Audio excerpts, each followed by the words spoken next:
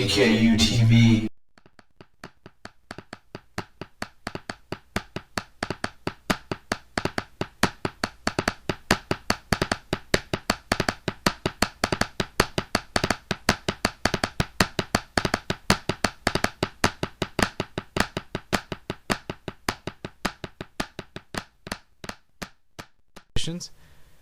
And this is the newest addition to my collection. One of them is Matrix, my Emperor Scorpion.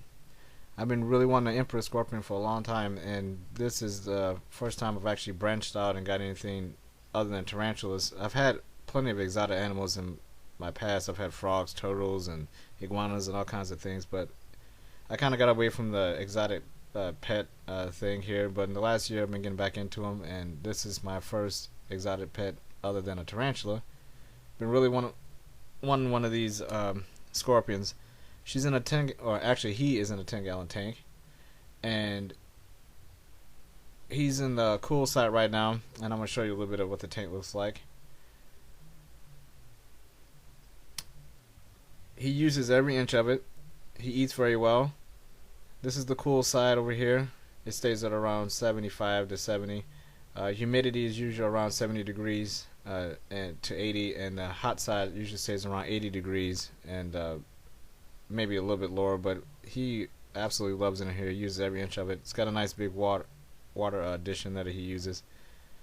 And here you can get a good look at the underside of him. You can see that his pectines, the comb-like wings there underneath there, they're pretty pronounced there, so this one is believed to be a male. I am going to get another one to put in here with him, another female. Maybe next couple weeks I'm going to get him a companion. But I wanted to make sure everything was right with just this one. I didn't want to put two in there. Since this is my first scorpion, I want to make sure that I was doing everything correctly. But so far he's been doing great. So he should have a mate soon. Most likely probably by the end of next week I'm going to get him a female to go in there with him.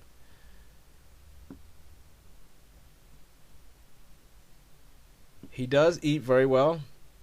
He eats anywhere from 2 to 3 crickets a week. He's not very greedy, but he eats very, every 2 to 3 days he'll eat something, as you'll see here.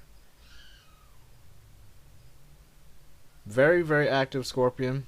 He hangs out in this is his warm side, or actually this is the cool side, but he'll go underneath this little cork bark on the other side, on the warm side, and he'll hang out in there most of the day. And in the morning and at night he's more active, and he'll go on the cool side and drink water and kind of hang around the glass and just looks around. And when he's ready to settle down and chill out, he goes back into his hive. Here's my next one, Whisper, the Chilean rose, Grammostola Rosea.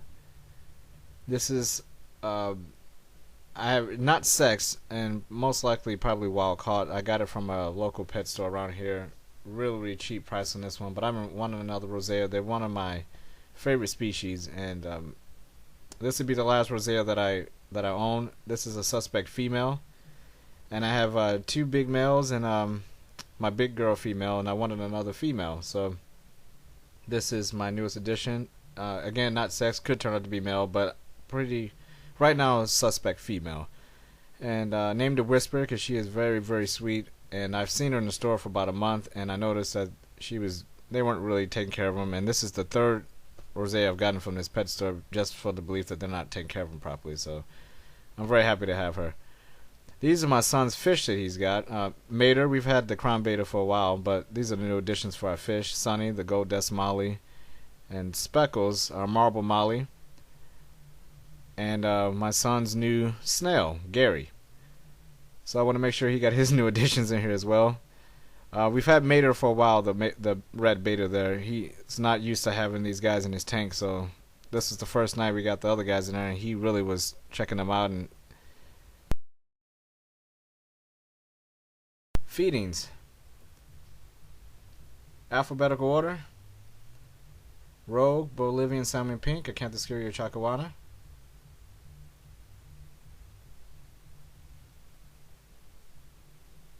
This one is one of my greediest tarantulas in my collection. Her rump is huge, so she only gets one super worm. I bought these worms really, really small, so these worms have not matured, they've gotten bigger. I mean, they're really, really small. So if you see me giving them 2 of them, these things are very small. So Scarlet, Brazilian giant white knee, Cancerides geniculata, and she eats very well. Obviously, this is well after her molt that I showed you earlier in the video.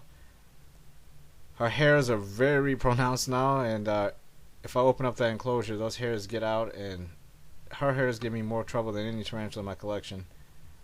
Her and the Chacuana, these geniculata, these Cancerides give me their hairs give me a lot of trouble. So, but they are so fairly easy to take care of. I don't really have to deal with them much except to open it up to give them water and to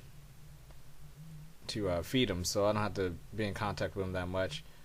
I change their enclosures twice a year just to get up all the substrate and everything.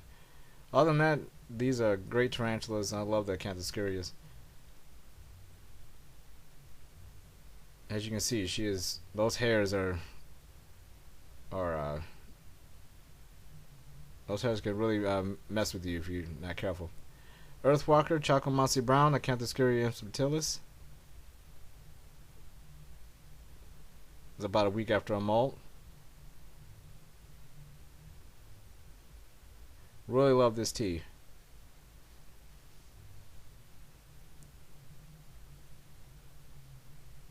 Ink, Costa Rican zebra, Phonopelma simani. This one doesn't always eat on camera, but that's a hit. She took that one down. She was starving. This is after her molt, about a week after her molt, and she's really doing great in this pill jar. Luna, pink toe, vicularia. Been eating more on camera. Not a worm girl. She loves her crickets, but they have to be around medium-sized crickets, or she won't eat them for some reason. Can't be small, can't be large. They have to be medium crickets, and when they're the right size, she eats them just fine.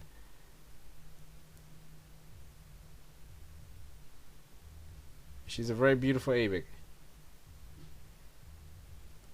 Getting into our brackies now. Eclipse, Honduran curly hair, Brachypama albopilosum. This is a beautiful curly hair. Huge appetite. Huge booty back there. Using Guitar Guide 1031's booty reference. Look at the booty on that one, buddy. These brackies can really, really eat. So these are the ones I have to monitor what they're eating a little bit, so they don't get too heavy at such a young age. This is Phoenix, Mexican painted red leg, Brachypama Emilia. Her rump is not that huge. She's still bulking up after her molt over a month ago. And she really loves worms. She used to hate them. Now she loves them.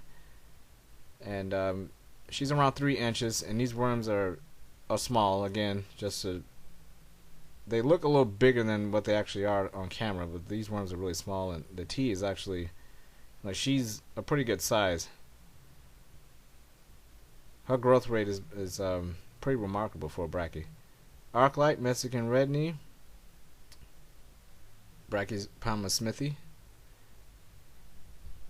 This tea was 1/8 inch when I got her, microscopic, and she's starting to get some size. And she has been doing very well with her eating and her growth rate, so I'm happy about that. Fire, Mexican red rump, Brachypama vagans, suspect male. This guy's a beast. I have never had any problems with this guy eating whatsoever. And he is getting huge.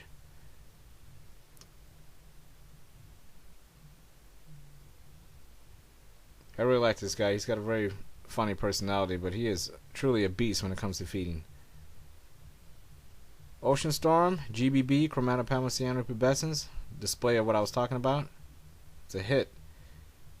She does it in the webs now. She doesn't come out. The only time she comes out is in the sometimes in the morning. I'll see her out on the glass. And other than that, she's pretty much hiding on the webs and really starting to web up that enclosure. Fantasy, Costa Rican tiger rump, Cyclosternum fasciatum, the bigger of my 2 fasciatums.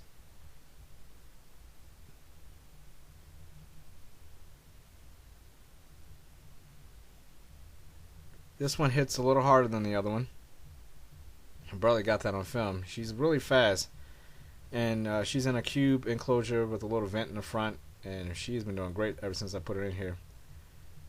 I can see a lot more of her now that I put her in here, and much easier to take care of her.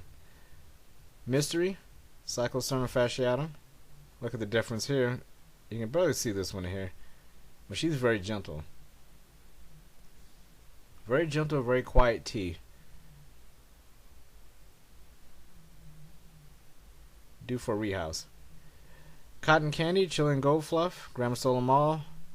This is another one of my big greedy babies.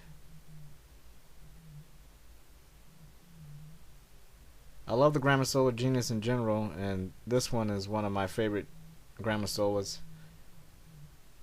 And she can really eat, and she's also very, very sweet. Tarantula. I love to get this tarantula out, and her hairs don't bother me at all. She loves to get out and take a little walk every once in a while. And she's a very beautiful red tarantula. I love this camera isn't picking it up with the lighting, but the red on her and the gold, the contrast between that and the black underneath on her legs and her carapace, this tarantula really, really looks nice under the right lighting. If you can find one, I highly recommend getting one of those. Orion, Chilean rose, brown color form, Rosea or the Portery. And this is one of my biggest, this is actually my biggest Grammostola in my collection. This is a wild caught specimen I got from the same place I just bought my new G. Rosea, Whisper, and my male Perseus, who will be coming up here shortly. But I kept the camera on her. She didn't actually take this next worm, but I wanted to show, this is one of my sweetest Grammostolas, and she wasn't interested in the second worm, and usually she takes two. And she finally got fed up with me trying to give her the worm, so she just went ahead and threw up the first threat posture she's ever thrown in my care. That's the first time I've ever seen her do that, so I left her alone. Star, Choco Goldeni, Grammostola poker piece, first feeding after a molt.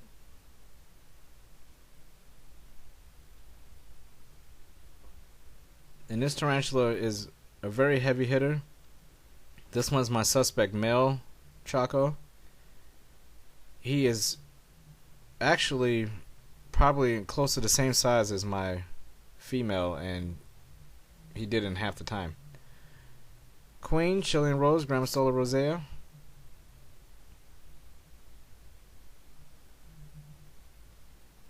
I rarely get her featured on camera, but I got a new light that I can shine on my teas. I can always light her tank well enough to actually show her doing anything, but with this new light I got, it actually helps with getting some good footage over my tanks, which is why I wanted this new light that I got.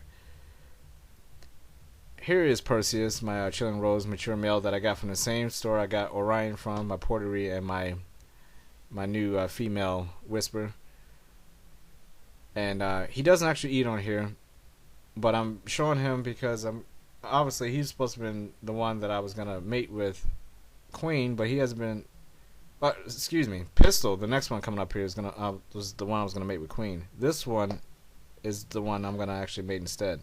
Here's Pistol. He hasn't had very successful attempts with her. He's very shy, and he's not very. She's responsive to him, but he's not to her. And Perseus, the previous rose hair you just saw, he is much more responsive to Queen, so I'll be breeding Perseus with Queen instead of Pistol. Pistol will have his chance in another time. Andromeda, white striped bird eater, non-duchromatis.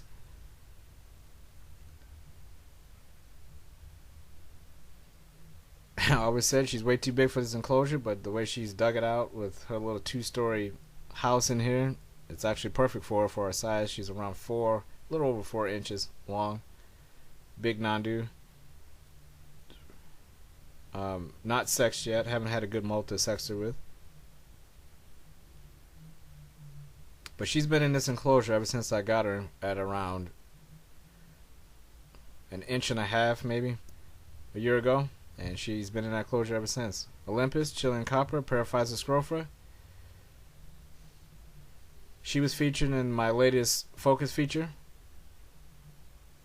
after her molt, and this is her new enclosure. She's in a mini critter keeper, and she's been doing great in here. She kind of gets a little confused. She thinks she's an arboreal sometimes, so housing her can be a little bit of a challenge because she loves to climb. So I have to give her stuff to climb in, and she wants the range to walk on the substrate and to climb, kind of like my Ockerti. Pandora, Paraphysa Euathlus species unknown.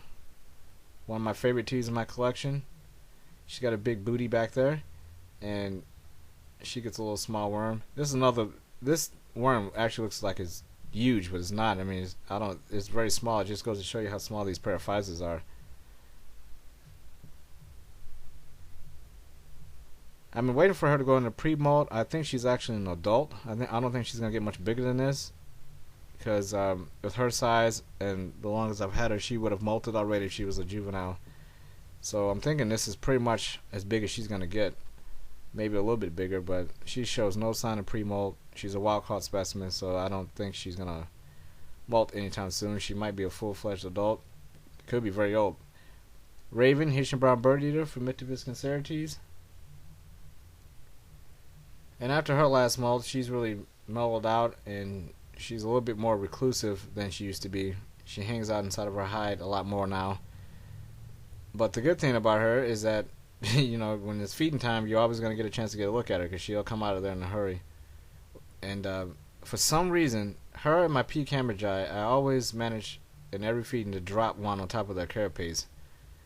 I don't know why that always happens, but it's always these two T's. I'll put one in there, no matter where I aim, they'll move at the last minute, or I'll misaim or misjudge, and it'll always land on their carapace. But she's been doing very well since her last molt, and pretty sure she's a female, which is great. I really wanted her to be a female, and looks like I'm being lucky with her with that so far. Genesis, Trinidad Chevron, Salmonpois Cambridgei. My male, not mature yet. And he's been doing some really crazy things in his enclosure. He's made all these kind of elaborate, weird walls in there. They're not really tunnels. He just makes these big long sheets of substrate and webbing. It looks kind of cool. I didn't get a chance to film it and feature it on here, but the next cloud I'll try to get a good shot of her enclosure. It looks very strange in there. It's like she almost has drapes up over her windows. It's crazy. Or he. I still refer to her as she, but I still haven't gotten used to the fact that this is a male. But he's a good T. Tattoo, Orange Baboon Tarantula, my OBT, Tarantulas Marinus. The last time in Tarantula Cloud 9.5, she had a very good attack, similar to this one. This T used to wait for the cricket to go inside of there, but she doesn't anymore. Enjoy this one. I won't even talk about it.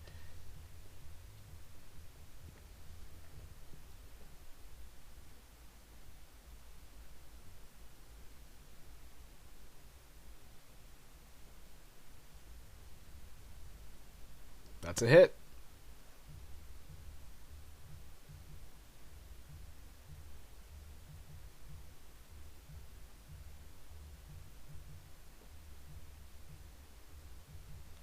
It just goes to show you how fast these OBTs are and how deadly accurate they are. And she was backing up right back down into that hole. I mean, it's amazing, the coordination of those T's. Mars Aries, Peru Flame Rump, Drixopalma Ockerti, our last T of the feeding video. And she's been doing well here. Alright guys, that'll do it for this one. I appreciate you guys watching. I'll have another one up in another couple weeks. Thanks for watching guys. You have a good one.